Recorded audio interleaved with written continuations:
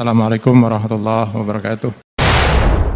Saya melihat bahwa ada potensi umat Islam untuk menghasilkan keadilan sosial dengan doktrin-doktrin teologi yang bisa ditransformasikan menjadi doktrin-doktrin sosiologi itu. Jadi bagian vertikal, bagian akidah itu kalau dia dirambatkan ke bagian muamalah yang horizontal, dia justru bisa berujung pada Pancasila tuh, soal keadilan sosial, kemanusiaan dan beradab. Tetapi rejim menganggap bahwa kekuatan Islam itu berbahaya bagi negara Pancasila. Dari kapan kita punya stigma semacam itu? Ya dari awal kemerdekaan sebetulnya udah dimulai itu dengan Piagam Jakarta berbahaya nanti kalau diteruskan tuh, maka dibujuklah Islam supaya menyerahkan kepentingannya pada demokrasi. Di era Orde Baru itu ada aktivitas yang dengan cepat menuduh ini jihad itu, ini jihad sana tuh. Dan sampai pada reformasi itu kita lenyapkan sebetulnya. Bahwa kita sama-sama warga negara, ada yang punya perspektif Islam, silahkan yang mau berperspektif komunis, liberal, segala macam itu. Tapi karena Islam itu mayoritas, coba dengar pandangan mereka tuh. Kan itu intinya kan. Jadi bukan saya membela Muslim ansih, tapi saya membela perspektif di belakang teman-teman Muslim ini, yaitu keadilan, justice, kebenaran, kemakmuran, segala macam tuh. Nah itu makin menjadi-jadi di era Pak Jokowi. Disingkirkan ustadz-ustadz yang kritis dianggap itu akan memberikan negara Islam. Saya bicara dengan Habib Rizik, bicara dengan semua tokoh, saya diskusi dengan pesantren di Ngeruki, di Madura segala macam tuh. Kemarin saya ngomong dengan bahkan aktivis-aktivis yang masih percaya pada negara Islam Indonesia di kaki Gunung Galunggung. Mereka bilang enggak, kami menuntut keadilan. Tetapi yang ada di kepala kami ya cuma ajaran Islam. Karena itu kami ingin ajaran Islam juga didengar sebagai perspektif untuk menghasilkan keadilan. Saya bilang itu fair betul kan. Jadi orang belum dengar argumennya udah menganggap kalau bendera Islam dinaikkan itu artinya radikal, itu artinya teroris. Di situ nggak benernya tuh. Padahal sebetulnya negeri ini dari awal diasuh oleh pemuka-pemuka pejuang-pejuang yang memang benderanya Islam. Kan yang berjuang melawan Belanda ya pasti kekuatan Muslim kan. Karena pada waktu itu juga Belanda bahkan dianggap sebagai Kristen. Tapi sekali lagi itu udah kita selesaikan pada waktu kita menganut prinsip kedaulatan rakyat, bukan kedaulatan agama. Nah itu yang saya selalu pesankan. Kedaulatan rakyat, negeri ini berdasar kedaulatan rakyat, bukan kedaulatan agama. Tetapi agama menghidupkan aspirasi politik. Kan itu intinya tuh. Jadi setiap kali ada semacam sinisme pada politik Islam, saya terganggu. Oh ini kan nggak demokratis ya. Kenapa mesti dihalangi itu? Biarkan orang berpendapat. Tapi dia mau bikin negara Islam, ya biarkan aja dia punya gagasan membuat negara Islam. Toh pada akhirnya itu akan ada syarat-syarat teknis, mampu apa tidak. Tapi sebagai gagasan jangan dicegah tuh. Karena satu waktu mungkin itu terwujud. Demikian juga kita berpikir Indonesia nih NKRI harga mati itu. Ya mungkin satu waktu kita jadi negara federal kok. Kenapa mesti dengan harga mati itu? Jadi saya kira itu argumen yang paling kuatnya adalah menginginkan ada perspektif untuk dibicarakan, dan perspektif justice, keadilan versi Islam sangat layak untuk dipertimbangkan sebagai alternatif di dalam kita bangun negara. Karena kesetaraan warga negara untuk punya pandangan hidup, imajinasi tentang apa yang dia bayangkan sebagai keadilan, silakan diucapkan kan. Karena itu maksudnya hidup bertetangga secara demokratis, hidup dalam keadaan yang majemuk, tapi kita tahu bahwa dalam kemajemukan atau kemajemukan itu sendiri menghasilkan perbedaan. Itu yang seringkali disalahartikan, bahwa kita harusnya merawat perbedaan, bukan memaksakan kesamaan. Kan itu bahayanya kan. Demikian juga seharusnya kita menghargai dasar pertama dari konstitusi kita, itu Piagam Jakarta. Memori itu ada di kepala kita tuh. Dan semua orang tahu bahwa pada waktu itu ada ide untuk membangun negara Islam, dan ide itu masih ada sampai sekarang. Nggak ada, tetap ada, karena itu dibebankan atau di insert ke dalam benak sejarah kita tuh. Dan semua orang akhirnya baca lagi kembali ke Piagam Jakarta. Tapi orang kan hanya bikin perbandingan. Sama seperti kalau saya mengajar di kelas tentang filsafat Marxisme, semua orang bawa das Kapital, saya suruh baca das Kapital, walaupun terengah-engah bacanya tuh. Ada yang lebih mudah dibaca, yaitu Manifesto Komunis, lalu kita bahas di situ.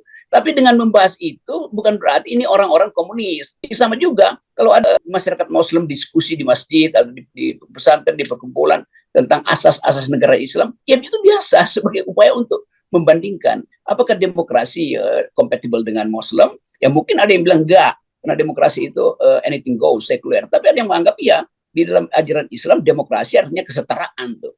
Jadi bagian kekayaan berpikir itu yang dikendalikan oleh negara, itu berbahaya. Ya banyak orang yang mempertanyakan itu. Saya tanya pada mereka yang menganggap saya membela, kalian tahu nggak apa yang di kepala hati? Oh kita nggak tahu, tuh poin dia radikal. Lo kalian nggak tahu tapi kalian mau larang mereka tuh. Ketahui dulu, atau bahkan ada FPI itu kekerasan. Oh iya, saya tahu. Saya berteman dengan Munarman. Kenapa Anda berteman dengan Munarman? Lo Munarman teman saya sejak LBH. Tapi dia bikin kekerasan di Monas. Waktu dia bikin kekerasan di Monas, saya yang pertama kali mengucapkan, ini lu udah gila lu mana? Lu nggak ngerti ya dalil-dalil yang ada di LBH. Kemudian dia dihukum tuh. Jadi sebetulnya nggak ada soal. Tetap saya akan tuntut kalau bikin kekerasan. Tetapi negara bikin kekerasan legislasi, yaitu menutup FPI, membubarkan hati, nggak boleh itu nggak ada alasan negara untuk membubarkan pandangan yang berbeda. Ini pandangan, kalau dia gerakan ya oke, tapi ini kan pandangan yang ada basisnya jauh di dalam sistem antropologi politik kita. Jadi itu dasarnya kenapa saya menentang pemberangusan itu. Saya bisa tidak sependapat dengan pikiran Munarman, FPI atau HTI. Saya sering diskusi dengan HTI, saya bilang saya nggak sependapat dengan itu, tapi saya nggak akan larang pendapat itu. Kan itu dalilnya tuh, bahwa silakan berpendapat tuh. Saya tidak setuju dengan pendapatmu, tapi hakmu untuk mengucapkannya akan saya bela mati-matian. Itu Voltaire bilang begitu. Dan semua orang yang berakal sehat pasti. Kalau nggak kita jadi pengecut dong. Hanya karena kita banyak maka kita mau mengusir yang minoritas. Itu namanya pengecut. Umat Islam itu dulu Profesor Wertheim dari Amsterdam bahkan menulis dengan cara yang satire. Dia bilang bahwa Islam itu mayoritas tapi bermental minoritas. Jadi itu kan stigma yang dari dulu tuh. Sekarang umat Islam berupaya untuk memperlihatkan bahwa dia punya perspektif dalam keadaan dunia sekarang. Misalnya kan ada saling menguji antara visi kapitalisme untuk membangun negara, membangun bangsa, dan visi sosialisme itu. Lalu orang bertanya, kenapa cuma dua itu yang diajukan sebagai bahan diskusi? Bukankah itu pertentangan dari abad 18, kapitalisme versus komunisme itu, demokrasi versus totalitarianisme itu? Kenapa potensi Islam untuk menghasilkan dalil-dalil keadilan nggak mau dibahas? Karena itu kemudian umat Islam di seluruh dunia bahkan mengajukan tesis-tesis tentang keadilan sosial berbasis teologi Islam tuh. Itu diajukan di antara pertentangan dua ideologi besar, yaitu kapitalis dan totalitarianisme itu dan komunisme itu. Jadi biarkan ada perspektif lain kan. Islam sebagai ajaran politik justru dia komprehensif tuh. Ada negara, ada ayat-ayat keadilan dalam negara, ada aturan tentang hubungan-hubungan privat. Itu juga adalah satu sistem. Komunisme juga satu sistem. Liberalisme juga satu sistem. Kenapa hanya Islam yang disingkirkan dalam percakapan di Indonesia misalnya? Nah itu bahayanya tuh. Padahal di kampus-kampus luar negeri, pemerintah mengirim scholar Islam untuk belajar tentang Islam tuh. Dan itu diajarkan bahkan di kampus-kampus liberal diajarkan tentang hubungan antara Islam dan demokrasi itu. Ya ini manipulasi karena comply dengan soal Islam berbahaya kan itu bukan Indonesia yang rumuskan, itu dunia yang rumuskan. So, selalu kita mesti lihat bahwa ada kekuatan global yang mempermainkan semua isu. Dulu komunisme dijorokkan, sekarang Islam dijorokkan itu. Tapi kita nggak boleh masuk dalam permainan itu tuh. Karena kita, dasar kebangsaan kita adalah keislaman. Karena dari awal fasilitas-fasilitas kebangsaan justru disediakan oleh LSM Islam, oleh ormas-ormas Islam tuh, oleh masyarakat Islam tuh. NU lebih dulu hadir sebelum NKRI, Muhammadiyah, ada Persis segala macam tuh, Syarikat Islam bahkan lebih awal lagi itu. Jadi sebetulnya society kita sudah biasa memasukkan pandangan agama dalam kehidupan politik.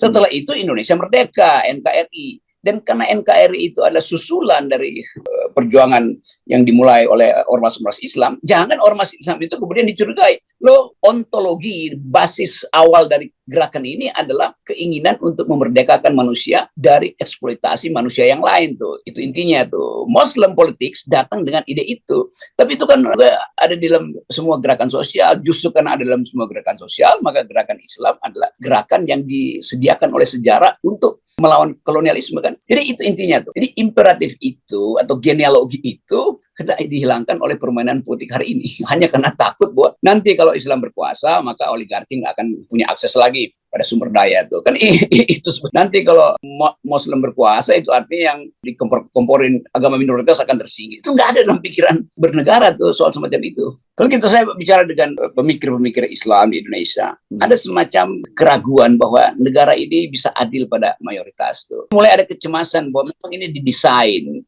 Sehingga kalau udah disebut didesain, itu artinya upaya untuk menerobos batas itu, batas mayoritas minoritas itu, orang hanya frustasi itu karena dianggap didesain. Didesain oleh siapa? Didesain oleh minoritas. Melalui apa? Melalui regulasi yang dikeluarkan negara. terhubung langsung bahwa minoritas ingin menguasai ekonomi, oleh karena itu mayoritas akan disingkirkan dengan dia radikal. Kalau ekonominya dikuasai oleh Muslim politics, itu tidak akan terjadi akumulasi itu. Ya memang kita nggak perlu akumulasi kan ekonomi Islam itu sosialistis loh, karena menganggap bahwa di dalam kekayaan saya ada hak orang miskin, di dalam akumulasi saya ada kewajiban distribusi dengan sistem ekonomi Islam tuh zakat, tuh wakaf segala macam. Dan itu justru yang sedang dipelajari oleh dunia. Dunia berupaya untuk mempelajari bahwa selama ini ratusan tahun, 300 tahun, atau bahkan yang terakhir mungkin 80 tahun yang lalu, ekonomi dunia itu dikendalikan oleh dolar melalui kesepakatan Bretton Woods segala macam itu, di peg emas, lalu sekarang di peg dolar. Dan bagi Amerika itu, ya dia nggak ada problem dengan inflasi. Kalau inflasi